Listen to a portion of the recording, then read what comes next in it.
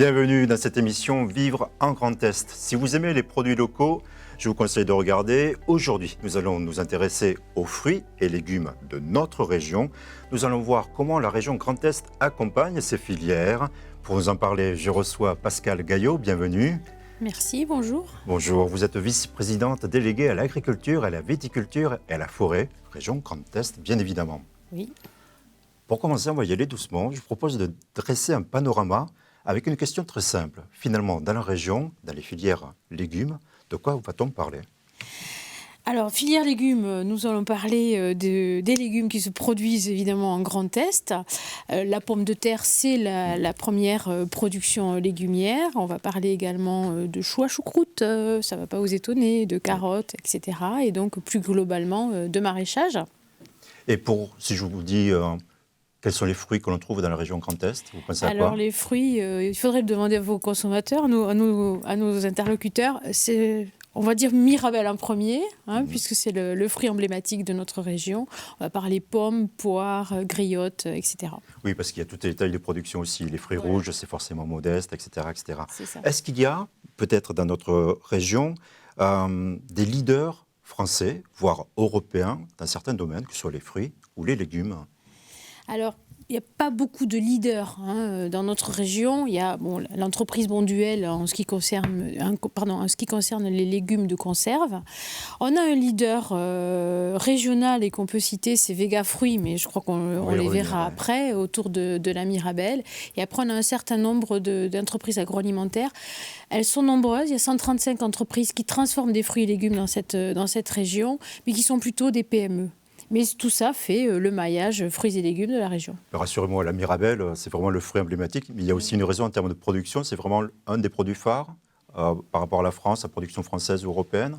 Ah oui, tout à fait. Le chou à choucroute aussi, je crois. Tout à fait. On a quelques podiums, même si nous ne sommes pas une grande région productrice de fruits et légumes, si on se compare à des régions comme Sud ou autres. D'accord. Mais par contre, on a quelques podiums, je le disais. On est premier producteur français en termes de chou à choucroute. Ça ne vous étonnera pas. Et pas d'ailleurs qu'en Alsace, parce que le département de l'Aube est un grand producteur de choux à choucroute. On a aussi donc une production importante en céleri. C'est moins connu. Et puis, évidemment, sur la partie fruits, ce sont les quetches et les mirabelles. Donc, les fruits à noyaux plutôt prunes qui nous permettent d'être en tête sur le plan national. Alors, ça donne envie de croquer tout de suite.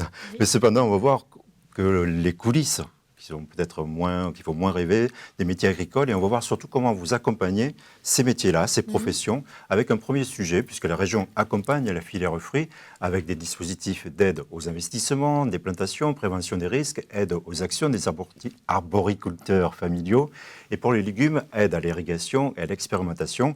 Alors avant d'y revenir plus en détail, je vous propose de voir donc un premier reportage. Cela se déroule dans le département de l'Aube. Un groupement d'agriculteurs a dû sécuriser son accès à l'eau. Ils ont bénéficié de votre soutien. Au nord du département de l'Aube, autour de l'une des plus grandes sucreries d'Europe, les agriculteurs cultivent des betteraves à sucre, mais pas seulement. Énormément de cultures irriguées se sont développées, dont principalement la culture de la pomme de terre. Il y a d'autres légumes, il y a des céleris, des carottes, quelques oignons. Problème, à partir de 2010, dans le cadre de la gestion durable de la ressource en eau, sur ce versant de la Barbuise, le prélèvement est progressivement limité. 1,9 million de mètres cubes.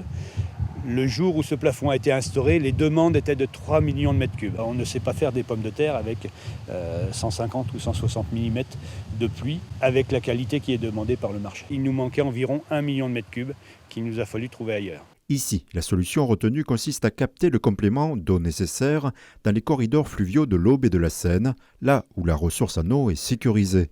Un automate régule les prélèvements.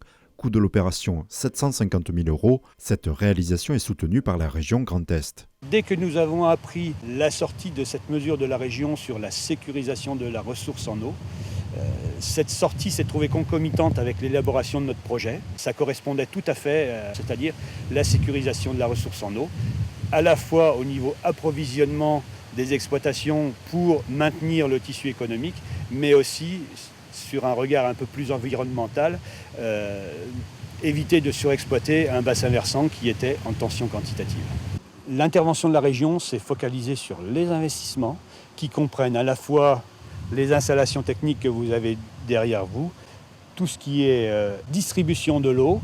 Il est très très clair qu'il s'agissait d'une question de survie. Une solution cruciale qui a mobilisé l'ensemble des irrigants. Ils sont près d'une 50aine. Quand la notion de surexploitation du bassin versant a été introduite, ça nous a de suite créé une difficulté supplémentaire. Ceci étant dit, il nous faut accepter cette difficulté supplémentaire et essayer de construire un projet qui permette d'y remédier de façon durable.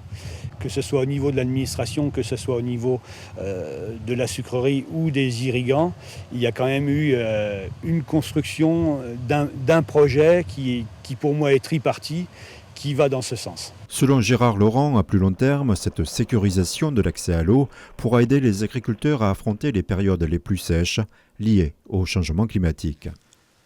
Pour être honnête, j'étais un peu surpris en réalisant ce sujet. Alors, ça fait partie des missions du Conseil régional de soutenir le développement économique. Mais là, l'aide paraît très, très directe. Est-ce que c'est vraiment votre rôle ?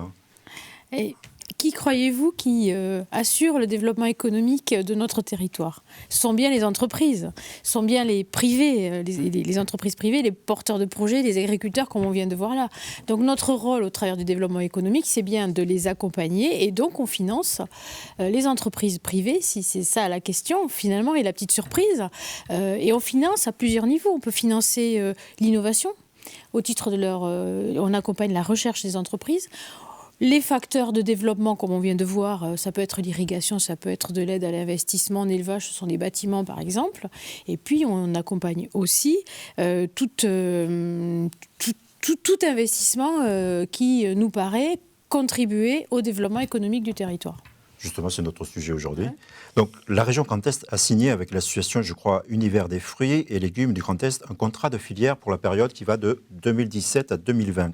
Alors, ce soutien peut prendre 4 formes différentes. Oui. Je propose de les détailler. La première, c'est tout d'abord l'aide aux investissements, aux exploitations fruitières et légumières, avec finalement quel objectif ? Puisqu'elles sont là, on a parlé de quelques leaders.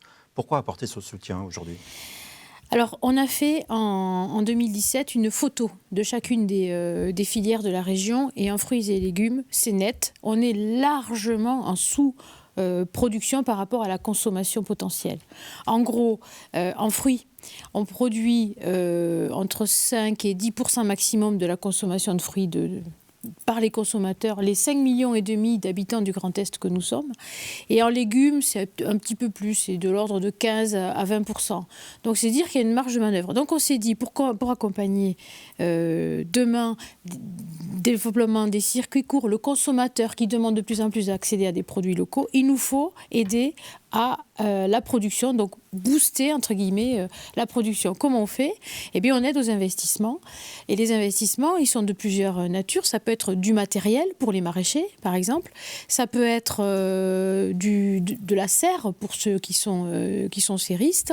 Ça peut être énormément de facteurs de production qui nous permettent de se dire, là, on accompagne véritablement la production. Voilà, c'est ça le premier objectif. Et toujours d'après vos services, ça concerne beaucoup de monde puisqu'il existe 1400 exploitations légumières et tout autant en fruits. Donc c'est impressionnant. Et vous soutenez également, alors là j'ai eu du mal à comprendre, des programmes de communication menés par les interprofessions. Oui. Concrètement, à quoi ça ressemble et quel est l'objectif pour vous ? Alors l'objectif, c'est que justement le consommateur demande des produits locaux, mais encore faut-il qu'il les identifie, qu'il les voit et qu'il les identifie dans le rayon. Donc on a par exemple, voilà sont les images, c'est ce que nous soutenons par exemple. À votre main, là, en jaune et vert sont des caisses. Nous avons financé des caisses de maraîchers qui arrivent directement dans le rayon. Et quand vous êtes en Champagne-Ardenne et que vous voyez cette caisse verte et jaune, vous savez que le produit a été produit en Champagne-Ardenne. À côté, en rouge et vert, ce sont les campagnes de communication de fruits et légumes d'Alsace, en rouge conventionnel, en vert bio. Et le consommateur directement identifie ce qui vient de sa région et c'est quand même relativement important. Oui, ça permet vraiment, c'est crucial selon vous, de pouvoir identifier les produits locaux. Identifier les produits et puis faire la promotion effectivement de tout ce qui est fait par les producteurs régionaux. Alors toujours d'après vos services, dans la région Grand Est, les chiffres sont toujours impressionnants. La production annuelle s'élève à 64 000 tonnes de fruits et 266 000 tonnes de légumes. Bon, c'est fou, ça paraît impressionnant. Mais finalement, vous l'avez dit, est-ce qu'il y a des marges de développement? Ça paraît déjà extraordinaire. 1 millier de tonnes, évidemment. Mais je vous ai dit, les pourcentages de consommation en fruits et légumes en fruits et en légumes, c'est vraiment très très peu aujourd'hui. Donc on a une marge de manœuvre énorme. Alors évidemment, en Grand Est, on ne produira pas des mandarines ou des bananes, même si on a le réchauffement climatique qui nous guette, mais on a une énorme marge de manœuvre. C'est pour ça que nous, on est là pour appuyer les facteurs de production. Et la marge de manœuvre, est-ce que c'est finalement aussi l'export vers l'Europe? Oui, c'est une des marges de manœuvre, mais je vous dis, on est tellement en sous-production par rapport déjà au local que l'export sur certains produits, c'est le cas. Par exemple, la pomme de terre qui représente la moitié des surfaces en légumes, ce sont des pommes de terre qu'on appelle sous forme de culture industrielle parce que c'est dans des grandes parcelles. Et là, il y a un petit peu d'exportation, notamment vers les marchés espagnols, mais recherchons d'abord à pouvoir faire consommer aux consommateurs du Grand Est des produits fruits et légumes produits en Grand Est. En tout cas, je propose de voir un autre sujet à présent. Alors, je ne faisais pas le lien entre la recherche et les légumes, désolé. Et pourtant, vous apportez votre soutien à ce qui s'appelle Planète Légumes. Planète Légumes est la seule station d'expérimentation et de conseil exclusivement dédiée aux cultures légumières du nord-est de la France. Alors, je propose de découvrir un exemple d'action, un soutien lié aux serres et aux économies d'énergie. Salut Roland, ça va? Ça va bien? Ouais, c'est bien. Je passais juste comme ça, on avait dit, on va regarder le nouveau bâtiment de stockage. Ouais, c'était bien, ouais. C'est une visite de routine pour Denis Young. Ce conseiller de Planète Légumes est déjà venu plusieurs fois chez Roland Schweitz, producteur de pommes de terre à Dutlenheim.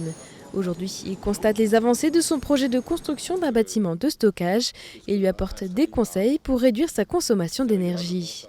Il ne fait pas trop chaud dehors, donc on peut se permettre d'ouvrir un petit quart d'heure, quoi. Oui, voilà, en plus la journée, ça ramène de l'air aussi humide. Voilà. Ça évite aux pommes de terre de dessécher. Voilà. Et c'est gratuit aussi, l'air frais extérieur. Voilà, donc là, il y a le groupe froid. Sur ce bâtiment-là, déjà, il y a ce groupe spécial avec le moteur variateur de fréquence. Donc ça, c'est 40% d'économie d'énergie. Après, il y a beaucoup d'autres solutions. Il y a la prise d'air extérieur qui est là. Donc ça permet de prendre de l'air quand l'air est assez froid à l'extérieur. L'air va être aspiré ici. Et donc c'est de l'air froid qui est gratuit, qui va refroidir les tas de pommes de terre, au lieu d'utiliser le groupe froid. C'est qu'après la récolte de pommes de terre, il faut pouvoir les conserver. Une étape cruciale dans la production qui peut parfois être très coûteuse en énergie. Roland possède 4 bâtiments avec des groupes froids qui lui coûtent à eux seuls entre 4 000 à 5 000 euros par mois en électricité. Alors, il a investi dans des matériaux moins énergivores. À partir du moment qu'on stocke les pommes de terre, des mois où le pic de consommation était vraiment à l'extrême. Après, passant au niveau du stockage, là aussi, on a fait le tour des bâtiments. On a investi dans des matériaux qui consomment moins d'énergie, jusqu'à 40 voire 50% moins d'énergie. Par contre, au niveau du coût d'achat, du prix de revient, le matériel est aussi à 30 à 40% plus cher. Voilà. Donc on essaie d'être présent sur toutes les nouvelles technologies. En fait. Depuis 1997, la station d'expérimentation et de conseil Planète Légumes propose aux producteurs de fruits et légumes du Grand Est des réunions techniques, des formations et des conseils individuels. Le but, les aider dans le développement de leur structure. Le problème principal, c'est que le coût de l'énergie augmente tous les ans quasiment. Et par contre, le prix de la pomme de terre, lui, est très volatile. Il peut varier de 1 à 7 en fonction des années. Et donc l'investissement se faisant sur 20-30 ans, il faut être sûr de pouvoir vendre et stocker sa pomme de terre le plus longtemps possible pour lisser les prix et compenser ces hausses du prix d'énergie. Donc une des solutions, c'est justement faire des économies d'énergie. Et l'équation ne laisse pas trop de marge de manœuvre. Les patates doivent être conservées bien au frais pendant 6 à 9 mois à une température bien précise. En dessous de 10 degrés, la pomme de terre se fragilise et au-dessus de 15 degrés, la consommation d'énergie est trop importante. Alors Roland Schweitz prête aussi une grande attention au temps. Il surveille avec attention sa petite station météo installée au fond du jardin. On peut anticiper, voilà, si on sait que la nuit est fraîche, avec aussi, ici on a 78% d'humidité, le matin on est à 97%. Donc avec ça, on peut bien aérer et ventiler les pommes de terre pendant plus d'heures. Des économies sont donc possibles tout au long du cycle de production, de la plantation au conditionnement, une manière pour les producteurs de rentabiliser leur activité. Alors là, nous venons de voir un exemple de conseil pour des économies d'énergie avec Planète Légumes, donc du conseil et de l'expérimentation. Vous les soutenez. Quelles sont vos attentes vis-à-vis de Planète Légumes ? Eh bien, je l'ai dit, ce que l'on veut, c'est développer la production. On a aussi des nouveaux producteurs dans le territoire, ou des gens qui veulent se lancer dans les légumes ou dans les fruits, et il y a besoin de les accompagner sur le plan technique. Donc, ils font énormément d'expérimentation dans les champs, soit pour, par exemple, répondre à la question de la baisse des intrants, moins d'engrais, moins de produits phytosanitaires, ou comment faire du bio. Ça, c'est sur les conditions de production, mais ça peut être aussi sur les nouvelles variétés. Donc, ils testent des variétés, parfois même chez les maraîchers eux-mêmes, quelques parcelles d'essai. C'est ça. Et ce qui nous intéresse à nous, c'est de pouvoir constituer à l'échelle du Grand Est un référentiel qu'on appelle technico-économique et qui donne à ceux qui souhaitent se lancer ou aux producteurs en place tous les appuis, tous les conseils. Chez Planète Légumes, vous avez un spécialiste de l'asperge, vous avez un spécialiste de la fraise, un spécialiste du bio, etc. etc. Donc une équipe, et ce qui est vraiment très intéressant et que nous poussons, et ça existait même avant que Grand Est se constitue, il y avait déjà donc, une équipe d'une dizaine de personnes en Alsace, et après un technicien territorial en Lorraine et une technicienne en Champagne-Ardenne. Et aujourd'hui, Planète Légumes, c'est un tout. Et si vous êtes maraîcher, quel que soit l'endroit du territoire du Grand Est, eh bien, vous pouvez avoir ce conseil à la fois filière et territorial. Et ça, c'est précieux pour nous. Alors, ce qui est précieux apparemment pour vous aussi, c'est de dire qu'il y a encore des marges de développement. Mais finalement, est-ce qu'il y a suffisamment de porteurs de projets, c'est-à-dire les nouvelles installations, que je crois que vous les accompagnez aussi? Alors, il y en a. Peut-être pas suffisamment, effectivement. Nous, on y veille, vraiment, on fait tout pour qu'un jeune qui souhaite s'installer sur du légume ou un verger, ou augmenter ou reprendre la production de leurs parents, eh bien, une petite bonification. Donc, chaque fois qu'on fait une aide à l'investissement, on met un supplément pour les jeunes agriculteurs de 5-10%, ça dépend. Pendant la diffusion du sujet, vous m'avez fait une remarque, il y a quand même quelque chose d'incroyable, ce sont les plantations de vergers. Pourquoi ? Oui, parce qu'en fait, encore une fois, quand on dit qu'il n'y a pas assez de fruits dans la région, que fait-on ? Eh bien, on aide à la plantation des vergers. Vous savez qu'un arbre fruitier, quand on le plante, on ne récolte pas l'année d'après. Donc, il y a 3-4 ans sans récolte. Et nous, on a donc décidé d'accompagner à un niveau relativement élevé, puisque ce niveau, vraiment, puis c'est unique en France aujourd'hui, les plantations d'arbres. Et sur 2018 et 2019, on a déjà 250 hectares qui ont été plantés, la moitié en bio, je le précise. Les espèces les plus cultivées, les plus plantées, ce sont les noix et les noyers, les noisetiers, mais après ce sont les pommiers, ce sont les mirabelliers, etc. Donc on aide à la fois au renouvellement du verger et à l'extension du verger du Grand Est. Bon, finalement, le conseil régional aide beaucoup, si je récapitule, à l'investissement, oui, au programme de communication, on l'a vu là, oui, à la recherche via Planète Légumes, que je connaissais mal, et aussi un soutien à l'installation des nouveaux agriculteurs, comme vous venez de le dire. Mais finalement, ça représente un budget de combien ? Et vous avez oublié quelque chose, je me permets de le rajouter, c'est la prévention des risques, quand même, c'est très important, parce que risque en maraîchage ou en arboriculture, ça veut dire quoi ? C'est le risque de gel, c'est le risque de manque d'eau, de sécheresse, et c'est le risque de grêle. Bon, donc on finance la prévention des risques côté gel, côté grêle, un certain nombre de matériels, de filets par grêle, etc., à hauteur de 40%, c'est important. On veut que les arboriculteurs se protègent contre ces éléments climatiques. Et l'irrigation, on l'a vu au travers de votre reportage, on ne peut pas se dire qu'on va produire des légumes dans cette région sans irrigation. Les 2 années qu'on vient de vivre assez sèches le confirment. C'est pour ça qu'on aide tout ce qui est forage et amener d'eau jusqu'à la parcelle. En Donc fait, vous avez intégré le fait qu'il y a peut-être dans l'avenir de plus en plus d'aléas climatiques. Tout à fait. Tout à fait. Et donc, sécuriser la production, c'est déjà quelque chose. Et on a évidemment évoqué également la promotion de ce que nous faisons. Très bien. Je propose à présent de voir un autre sujet. Il s'agit d'un portrait, celui de Vega Fruit. Je suppose que vous connaissez. Vega Fruit est une coopérative fruitière qui regroupe 60 exploitations adhérentes sur 3 départements, le Rhin, la Meuse, la Moselle et la Meurthe-et-Moselle, soit 600 hectares de vergers et plus de 150 producteurs. Ces producteurs ont l'ambition commune de produire un fruit de qualité, bien évidemment, et de trouver ensemble de nouveaux débouchés. Explication avec la visite de la coopérative à l'heure de la récolte des Mirabelles, c'est-à-dire fin août, début septembre. Un reportage signé Gaël Tisse et Jean-François Ambroise. 8000 tonnes de Mirabelles transitent chaque année à Vega Fruit, le fruit d'or de la Lorraine qui bénéficie d'une indication géographique protégée fait la fierté de la région et de ses 200 arboriculteurs. La majeure partie d'entre eux se sont réunis dans cette coopérative afin de mieux valoriser leurs débouchés. Ici, 50 à 60% de la récolte est conditionnée pour être vendue sur les étals après avoir passé pas moins de 7 contrôles qualité. Donc là, on confectionne des petits paniers de 750 grammes qui sont destinés au marché de fruits de bouche. Ce sont les plus beaux fruits Mirabelles de Lorraine qui sont cueillis à la main. Et hop, c'est parti. Et pour demain matin, ce sera surtout des étals. Le fruit est aussi transformé en tarte, en purée, lyophilisée ou surgelée. Et un projet de boisson est aussi dans les cartons. Des recettes exigeantes à la hauteur de la saveur de la Mirabelle, une variété ancienne de prunes au goût singulier. Il n'est pas facile à utiliser parce qu'il est assez éphémère, assez subtil. Donc ce n'est pas un arôme envahissant.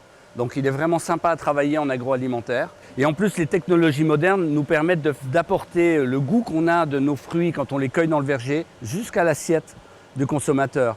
Parce qu'on va très vite, on les pasteurise très peu, on les cuit pas beaucoup, on respecte le goût du fruit. Et en 2017, les producteurs adhérents et les salariés de la coopérative ont investi dans une ligne de conditionnement de purée de fruits en gourde, une démarche de modernisation et d'innovation afin de mieux répondre à la demande des consommateurs. Pour nous salariés, c'est une grande fierté pour nos producteurs aussi de pouvoir, dans l'environnement local, pouvoir valoriser nos fruits. On a en perspective des évolutions possibles sur beaucoup d'autres fruits et un élargissement de la gamme qui est assez riche finalement dans le Grand Est. On va avoir par exemple de la pêche de vigne, on va avoir des petits fruits rouges, on a du raisin, le Grand Est est un véritable vivier. Explorer tous les possibles de ce fruit subtil aux multiples vertus, c'est le credo de la coopérative. C'est ainsi que depuis plusieurs années, les noyaux de Mirabelle sont aussi concassés afin d'en extraire une huile très appréciée par les fabricants de cosmétiques. Donc voilà une belle entreprise, c'est comme ça que vous la qualifiez. Et finalement, on n'a pas répondu à la question tout à l'heure. Quel est le budget que vous consacrez au soutien finalement de ces filières fruits et légumes annuellement ? Alors, le budget aux agriculteurs, c'est de l'ordre de 2 millions d'euros au travers de tous les facteurs de production dont je parlais, donc par an. Et après, on a un budget de à peu près 500 000 euros à destination de la filière, que ce soit sur le volet recherche, expérimentation ou le volet promotion. Et après, au gré des entreprises comme celles que nous venons de voir et qui ont des projets d'investissement, on les accompagne dans le volet accompagnement de l'agroalimentaire. Voilà. Justement, en termes d'emploi, est-ce que vous avez quelques chiffres à me donner ? Alors, la filière amont, production, c'est 5 000 emplois. D'accord ? Je ne vous ai pas dit, mais on a dit 1400 exploitations en élevage, en légumes, autant en fruits, sur 49 000 exploitations à l'échelle du Grand Est, 72 000 emplois dans l'agriculture en Grand Est, 5 000 dans la filière fruits et légumes. Voilà, pour donner les notions de la part que ça représente, avec un recours à de l'emploi saisonnier qui est de plus en plus difficile, il faut le dire. Et c'est vraiment important ou pas pour le milieu rural, ou est-ce un cliché qu'il y ait ces emplois, je suppose, dans le milieu rural ? Ah, tout à fait. C'est vraiment en milieu rural. Et chaque fois qu'on crée un emploi dans l'agriculture, dans une exploitation agricole, c'est un emploi en milieu rural et c'est précieux pour le tissu de nos territoires. Et un petit mot sur le bio. Est-ce que c'est un développement ? Qu'en est-il aujourd'hui Ah oui, c'est totalement en développement, surtout sur ces deux filières-là. Je vous ai dit, quand on accompagne les plantations de vergers, 1 hectare sur 2 est en bio. Ça, c'est vraiment important. En maraîchage, il y a beaucoup d'installations en bio également. Et aujourd'hui, le tiers, même 35% des légumes produits en Grand Est sont des légumes bio. C'est à souligner. Il y a un taux de pénétration très important du bio. Évidemment, ça se comprend puisque c'est un produit qui se commercialise direct, sans transformation, aux consommateurs qui le recherchent. Alors justement, les consommateurs recherchent beaucoup de produits locaux, bio, en tout cas c'est tendance. Les agriculteurs attendent, eux, une juste rémunération. Est-ce que la filière fruits et légumes a subi les mêmes aléas que celle des grandes céréales, par exemple ? Pas de la même manière. Il n'y a pas d'organisation de marché très importante qui donne des filets de sécurité, ce qui fait qu'on a entendu tout à l'heure dans le reportage, en pommes de terre, ça peut aller de 1 à 7, les prix. Et tout ce qui va concourir à finalement sécuriser la filière, à pouvoir la transformer, comme on a vu le rôle d'une coopérative comme Vega Fruits, tout ce qui va concourir à finalement sécuriser tout au long des marchés, contractualisé, y compris avec la grande distribution avec laquelle nous travaillons, eh bien, contribuera à sécuriser le revenu des producteurs. En tout cas, merci pour cette découverte. C'est un peu l'objectif de cette émission, découverte de notre région Grand Est, de vos services, de l'action de vos services, la région Grand Est. Et merci à vous d'être fidèles à votre chaîne locale. Et à très bientôt. Merci encore. Merci.